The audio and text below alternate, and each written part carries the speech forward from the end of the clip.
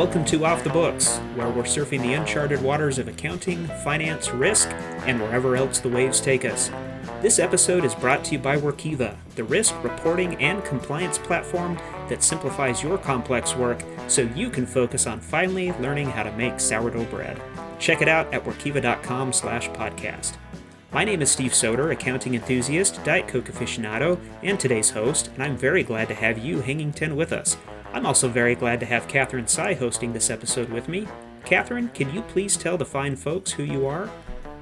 I'm not an accountant or Diet Coke aficionado, but I made a career out of asking questions and writing about it later, so I'm here to ask more questions.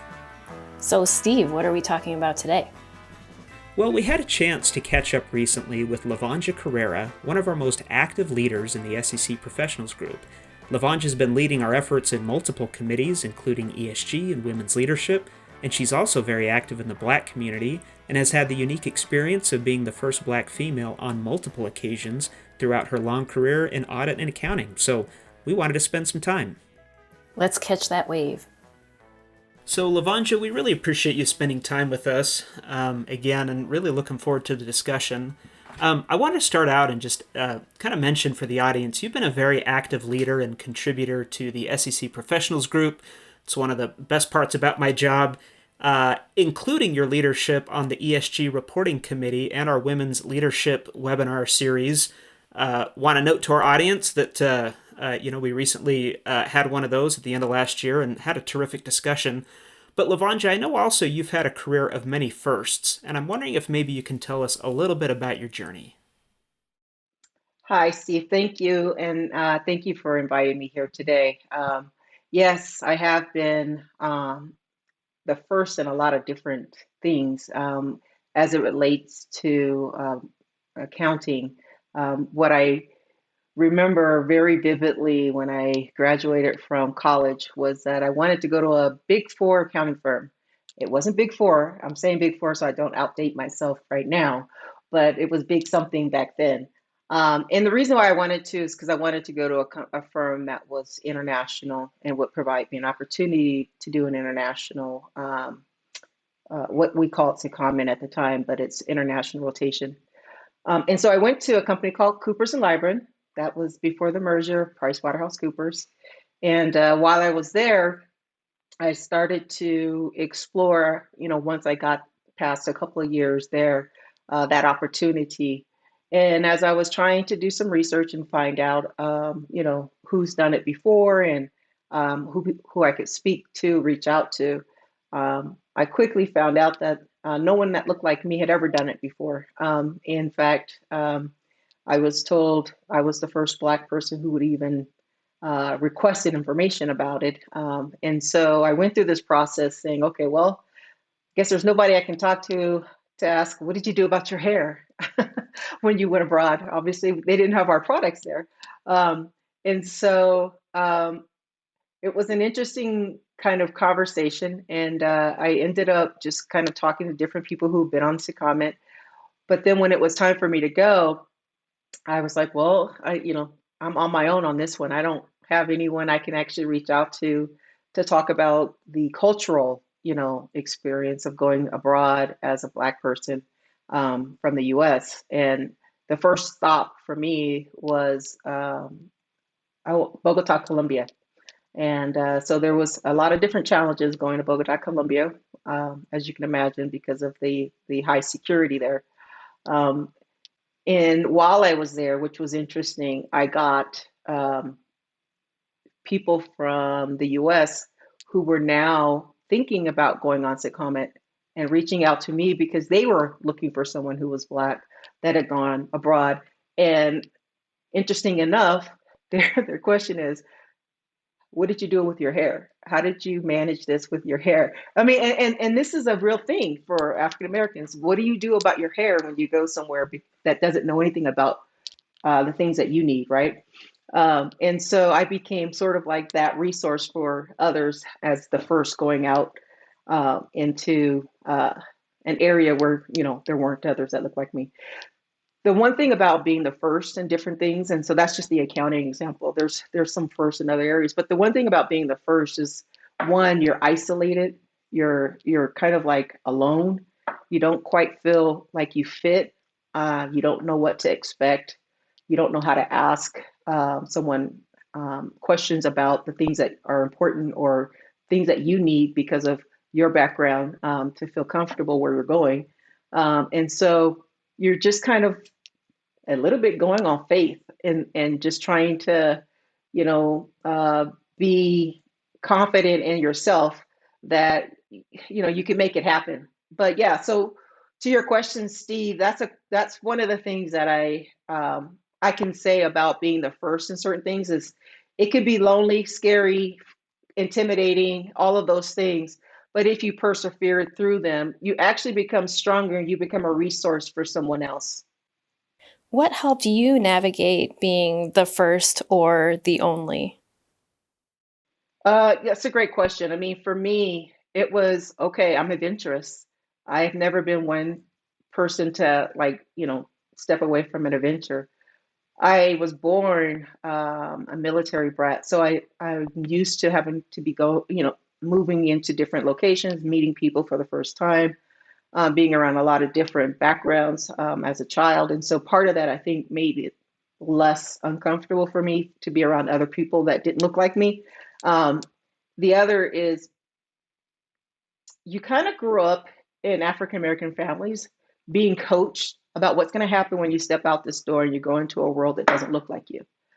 Here's some of the things that they're going to be thinking on their end. This is how, so you need to be 5 times better, 2 times, whatever it is, so that you're not subjected to the assumptions that happen a lot of times that maybe you're not worthy, right? And so part of it is just I'm gonna make it happen. I'm gonna do it. I know I need to stand or represent not just myself but my community when I go out there, even as the first person, because if I mess it up, that's gonna mess it up for the next person coming behind me. Levongia, I hope I don't screw up the way I want to ask this question, so let me just preface that. When you talked about how they had brought up, hey, you're the first black person who has ever even requested information, I have two reactions. And the one is like, well, why in the world would my race or my color even come into consideration here? Like, why are you even saying that? That is so weird. And of course, I'm doing it today with the hindsight that we had right over, the many years it's been since then. Not many. I don't want our audience to think that, you're old or anything, but you know what I mean. Anyway, I have that Right. reaction. But then the second reaction that I have is, well, actually, isn't that a good thing? Because doesn't that show that we're making progress? I mean, I'm curious, how did you react to that comment? So it wasn't a comment they made to me. It was, I asked them, hey, I wanted to know, are there any African Americans who've done this comment? I want to reach out to them because I want to use them as a resource so that I can understand what to expect when I go abroad and what are some of the resources I should be looking forward to in order, how do I get stuff for my hair? You know what I mean? This is a real thing. And so it was their response to me that said, you're the first that who's ever come into one of these meetings to find out about Secomit, and we've never had anyone who's done one of these before. So that's how that came up. And did you react to that thinking, hey, that's awesome? Like I, this means we're making progress.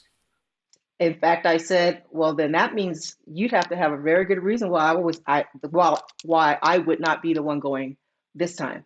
And so they were like, you're right. Well said. Very well said.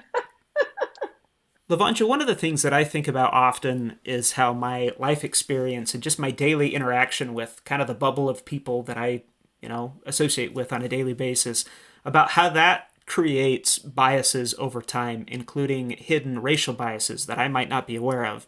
And obviously, I want to think that I am not racially prejudiced in any way at all, but how do I know that if I don't know? And let me take a second part of that to say I recognize that even asking you this question implies that because you're African American, you're in a position to share insights, which by itself might actually be a racial bias. I mean, again, how do you know if you don't know?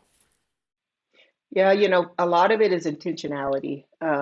If you are of a race that is the majority in the things that you do, the places you go, the things you see on TV, the systems that you are in already accommodate you. You don't see the need for accommodation outside of that. So there's an element of intentionality where you start to look outside of yourself and look at how other people are being treated around you. Look to understand and seek to understand people who are look different than you. There's work on your hand on your side that you have to do in order to know. It's just not going to just poof be there for you. Whereas the folks that are from the minority who have to live in an environment that's not structured for them, they're already growing up being coached about all the things about you, right?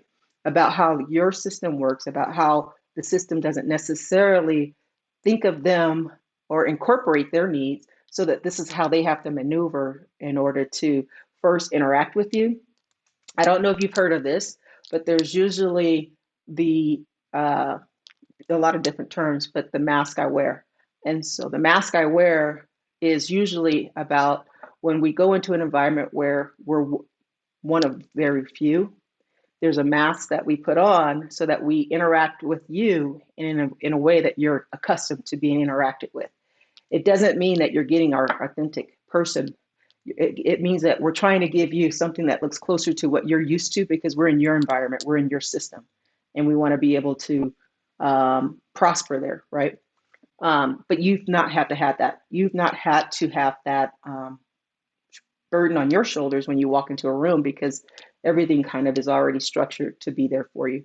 So for you to get to that point where you're kind of aware that you are taking into consideration the people that don't look like you and their needs in your space, you have to have that intentionality to actually reach out, to actually go and educate yourself, but also start talking. I mean, a lot of the stuff that you learn is through conversation, like the podcast, right?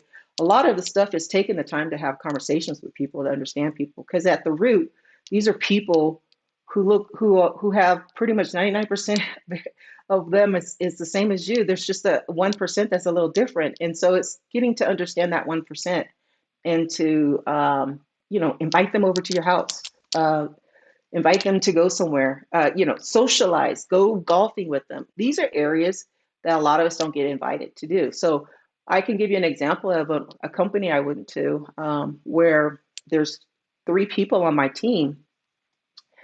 And after a while, I started to realize that the other 2, who were white, a male and a female, were actually being invited to go to our manager's home and interact with them. I was never invited. And so I started to find this out by just little comments that were being made. And I was like, oh, well, shoot, no one's invited me, right? And so things like that, where people just don't think about it, they're like, oh, well, I just get along with that person, so I'm inviting them. But if you could reach out to people who are not being included, and bring them in, that's one way, Steve, to kind of get to that point where you're actually having more of an inclusion versus an exclusion. You made so many good points there, and I'm so grateful that you're here talking about all of this on the podcast. As an Asian woman, there's a few elements of your experience that I can identify with, but there's a whole portion of your experience also that is new to me, and that I'm realizing I need to open up and be aware about and ask questions about as well. And I also like how you talk about there's an individual responsibility there to ask those questions and not just put the burden on the other person to explain it to me or to show me what I need to know. I did want to bring up an article that Frank Cooper III wrote. He's the chief marketing officer of BlackRock, and he's held leadership roles at Def Jam Recordings, PepsiCo, BuzzFeed, among other places. But he's done research with Ranjay Gulati of Harvard Business School about what Black executives need and what they want, especially as some companies find themselves to be losing Black talent. And he interviewed more than a dozen Black executives during their research. He talked about some of the fears and challenges that Black executives have to deal with, and also some of their needs, like they want to feel safe, they want to feel supported.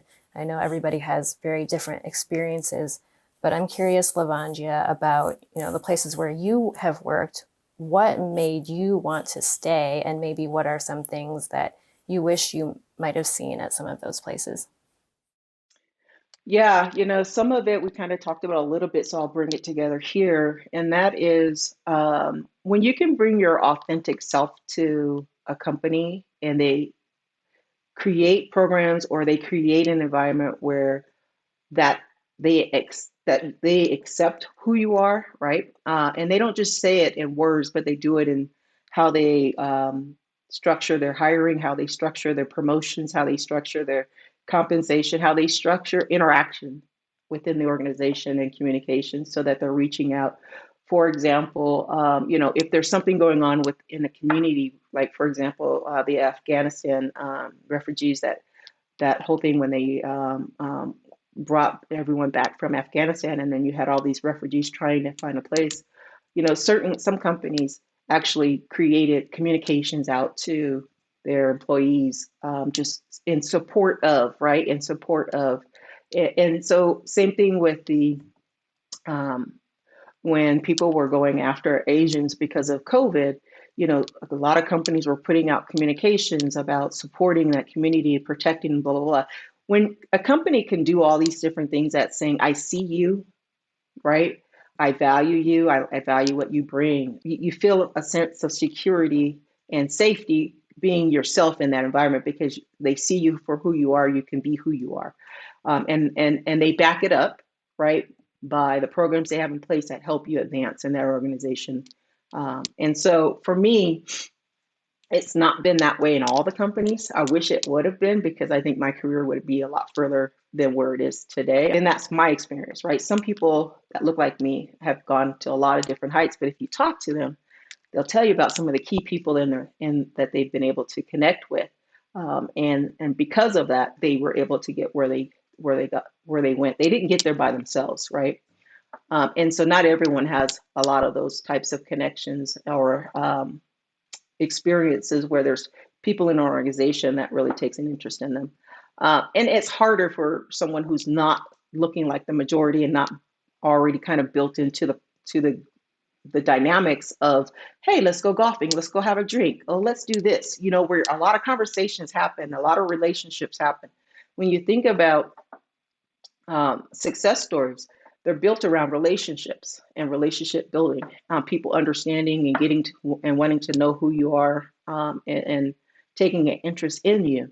But if you're in an environment where that's not happening, you tend to miss out on a lot of opportunities for personal growth, and sharing of ideas.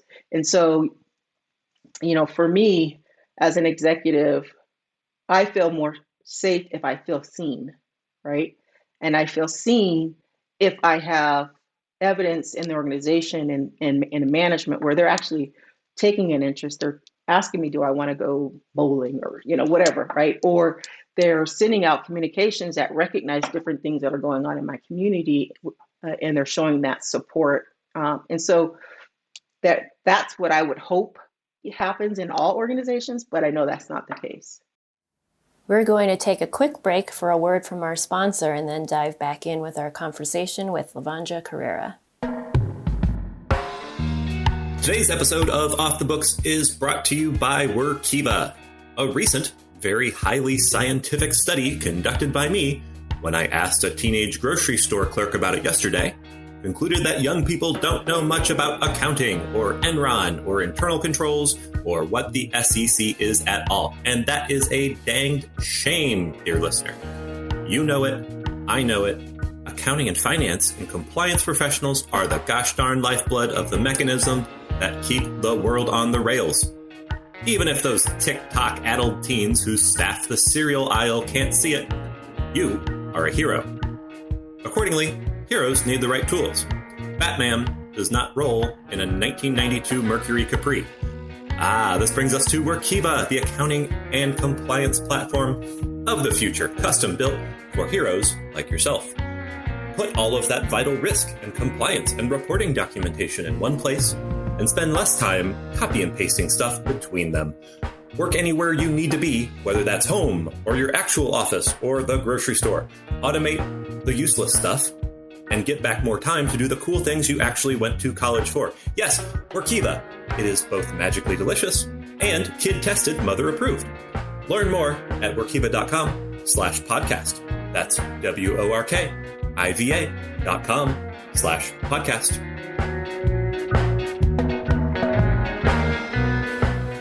Levongia, do you feel like in the aftermath of George Floyd's murder that companies by and large got it right? There was a lot of outreach. There was a lot of people making statements to that end.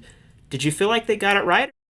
Yeah, I think it was a hit based on the company, right? And the leaders in that company. So certain companies got it right. I think some of them provided some of the lip service because that seemed like the wave at the time. And I've been part of two companies during that time, right? So, I just recently transitioned to Airbnb, and I was part of the response from at the old company where the African American network got together and we created opportunities to dialogue, right, through Zoom sessions, obviously because we were in COVID at the same time, and we were able to ultimately get what we didn't have at the organization, which was a chief kind of, or I shouldn't say, a leader of the diversity, equity, and inclusion kind of part of the organization because it didn't exist. And so one of the things that we were able to do is put that in place. The company I went to already had that in place and was already responding in a lot of positive ways on not just the George Floyd, but things that were happening in the Asian community, all these different communities that were being impacted. They were responding to, they were making statements that said, we're going to do this by this date. They were actually putting not just pen to paper, but they were saying, hey, you can measure us against what we said. And so it depended on the company, really, and the degree of how much of the rhetoric that was actually going to stay and be something that actually is part of the organization, and how much was going to maybe, just be there for the moment and then go away. Because one of the things that myself and a lot of folks in my community were sitting back thinking at the time was, okay, this is not just hopefully this is not another Rodney King, right? Because everybody saw it on video, everybody got upset, and then it just all kind of went back to normal, or to not normal for us, but normal for everybody else, right? And so we were waiting to see, okay, is this going to stick? Is this going to stick? That was our kind of conversation. And so there's been some sticking, I think. I think there's been a lot of different things that have changed for the better. Some of the systems have been responding to it. I mean, if you think about what the SEC has put out for boards, for example, where they said by a certain date, the boards of these public companies need to have a certain level of diversity. And if they don't have it, they run the risk of being delisted. That's a system change that didn't exist before. I think part of the ESG stuff that's coming out, a lot of it covers some of the D&I and some of the environment, some of these things that have not really stuck in the past. I think some of that is going to stick because certain things in the system are changing. I think to the extent that you see more system changes in relation to that criminal justice reform, voting rights reform, all these different things that were locking people of color out. So as long as you start to see those things change in a positive way, I think you're going to see the stickiness of this kind of move forward, and it spill over into other areas. Now, obviously, there's some things going on in the whole voter suppression area that's gonna kind of going in the opposite direction, but hopefully, those things kind of flip and come back around. Steve, I wanted to interject here because you asked an important question that stemmed from our first call with Levongia. Right. So in our initial chat, Levongia shared something that was really eye-opening for me. She talked about how a Black person's individual identity is intrinsically connected to the Black community, while for a white person, that's just not often the case. Again, I don't think many people would look at me and assume my actions are representative of every white person out there. So that's obviously really unfair, and I just wanted to ask Levongia what it was like to be continuously seen as a representative and champion of her community. Yeah, and that's one of the things of being the first. That's part of the stress, right? Is that, okay, if I mess this up, I'll be the only, right? There won't be nobody that they'll let in that looks like me afterwards, because they'll think that because I messed up, everybody that looks like me will mess up. It's a true concern. It's always a comment in the community is that, hey, you got to represent because, we're coming behind you and we want to keep that door open, right? And yeah, it's exhausting, but it's one of those things you grow up hearing over and over and saying, okay, this is just a way of life for me. I just have to, take it. Like last year, with the George Floyd situation and all of the activities that happened after that the group of us at a company took on, we knew what we were doing was representing the whole community for that company that was looking at us trying to get help for because people were like, I want to talk to you. I want to, all these different things. And you talk about exhaustion. I would literally at the end of the day just sit and just look because I couldn't do anything else because I was just so exhausted from trying to think of all the different things we need to incorporate in these different avenues that we were trying to communicate and work with people in the organization. I mean, we had Zoom sessions, we had book reviews, getting emails from people throughout the day that they just want to talk, right?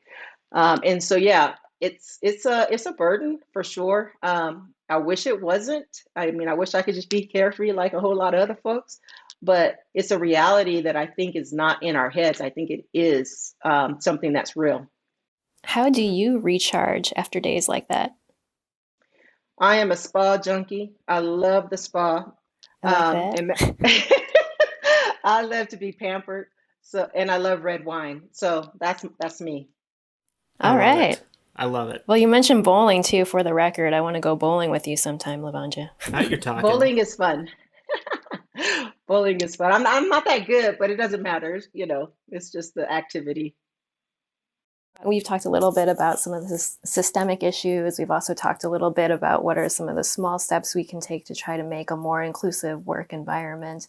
What about encouraging more students of color to major in accounting or finance so that ideally you have more people in the pipeline to one day become chief financial officers or even CEOs?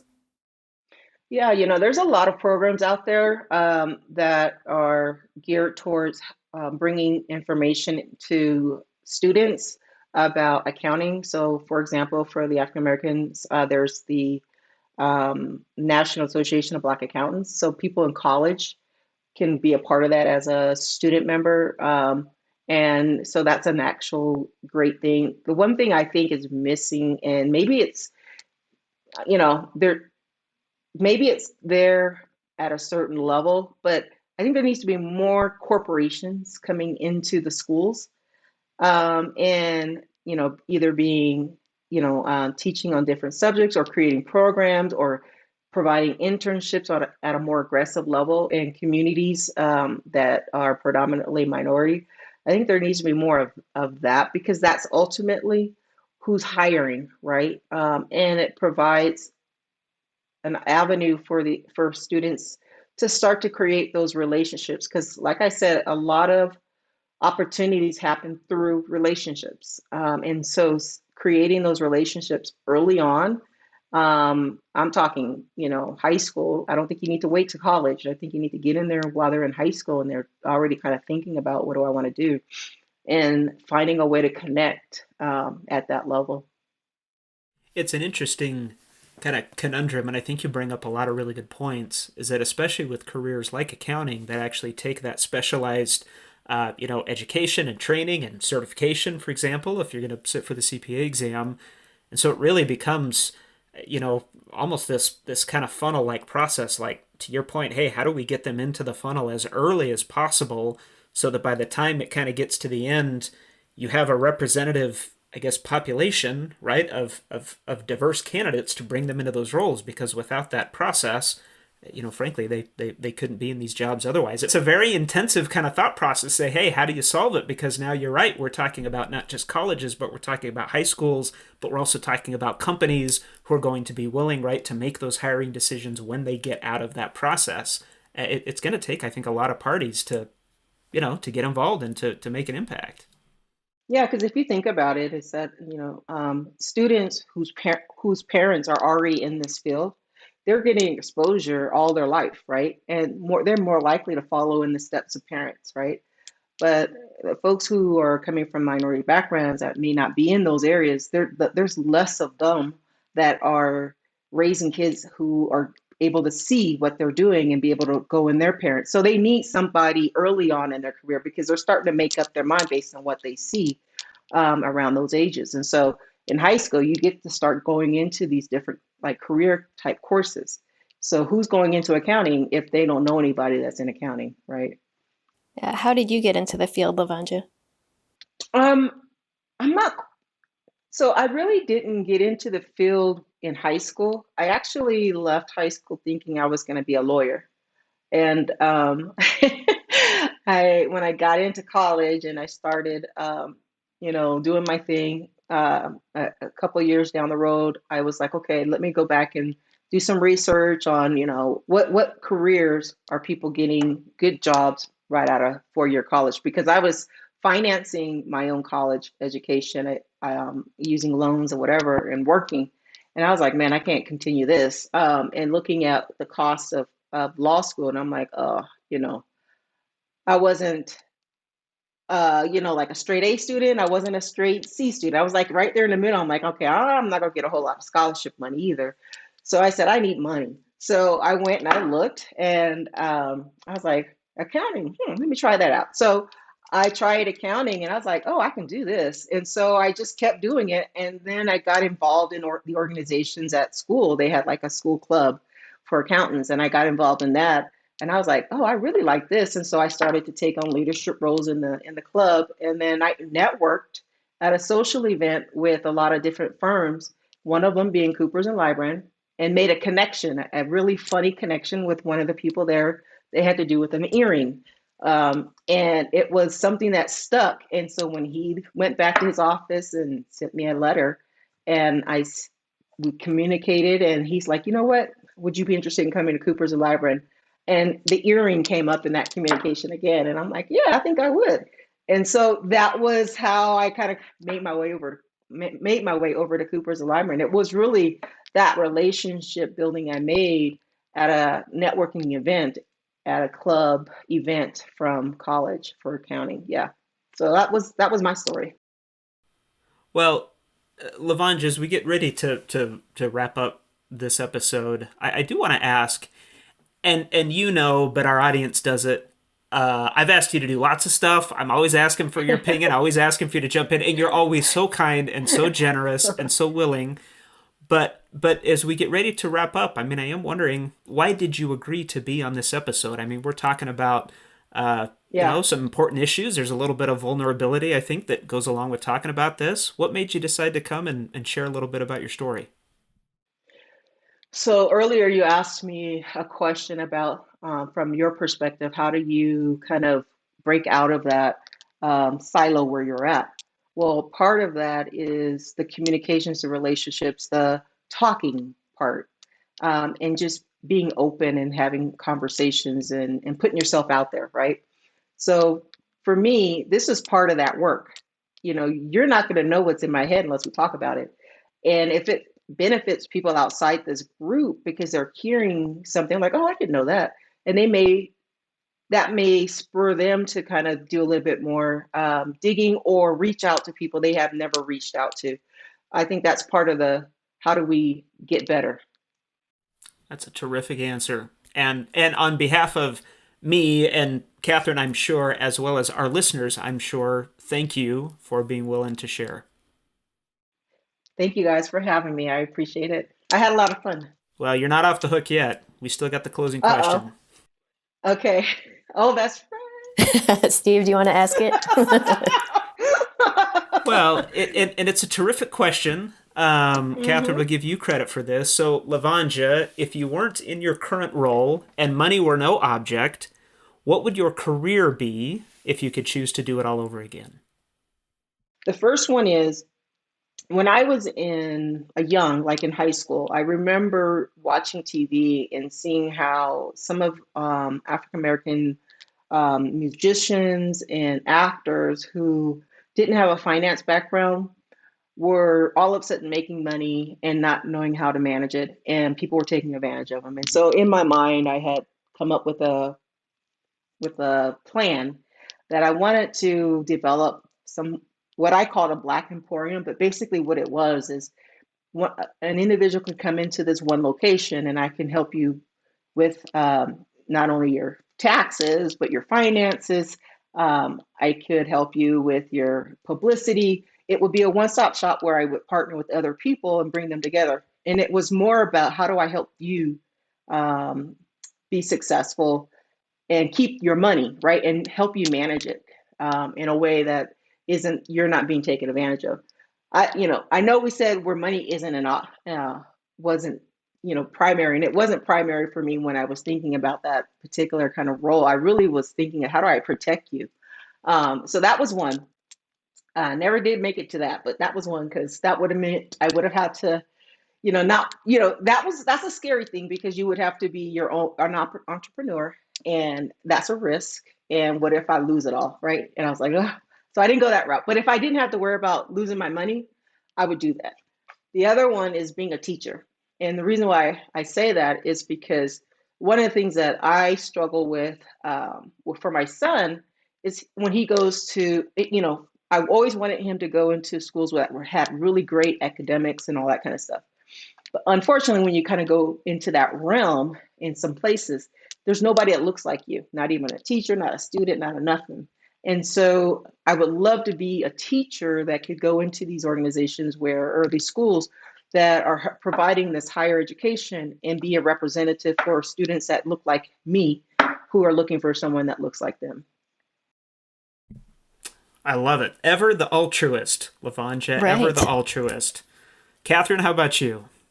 Oh, goodness. Well, when I was a kid, I really wanted to be a zookeeper.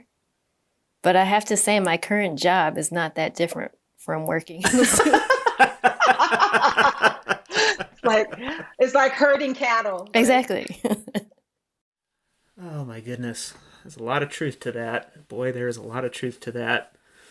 Steve, you're not off the hook. What about you? Fair. That's very fair. So actually, part of the zoo that Catherine has to keep is dealing with people who pretend to be really good writers, but who are terrible writers. We do a lot of writing behind the scenes, and if I could choose, I actually would love to be maybe not a journalist, maybe more of an author. I do enjoy writing. I'd like to think that I have some skill, but that's something I think I could enjoy doing quite a bit. And if it wasn't that, I will actually borrow your second, which would be I have always wanted to be an adjunct accounting teacher at a community college, a junior college, freshmen and sophomores, that kind of thing. The class that I took, just like you, it clicked. I was like, hey, I can do this. Like, this is pretty cool. And actually that kind of helped me start a career with it. So yeah, those would be my two, author or accounting teacher. Awesome. There's still time. Well, you know what? It's not all about the money, but I got to be honest with you. Things would look a little bit different in the Soder house if I was an adjunct accounting teacher. I can tell you that right now. There's always that post-retirement, job, And with that, it's time to retire this episode. Another very big thanks to Levongia Carrera for joining us, for always being willing to help or share her thoughts when I ask, and for sharing a lot of candor in our discussion today. Levongia, thank you. And big thanks to you, dear listener, for surfing along with us. I'm Catherine Sy, that was Steve Soder, and this has been Off the Books. Please subscribe, rate, and review the show wherever you listen. Tell your buddies if you like the episode, and feel free to drop us a line at offthebooks@workiva.com. Surf's up, and we'll see you on the next wave.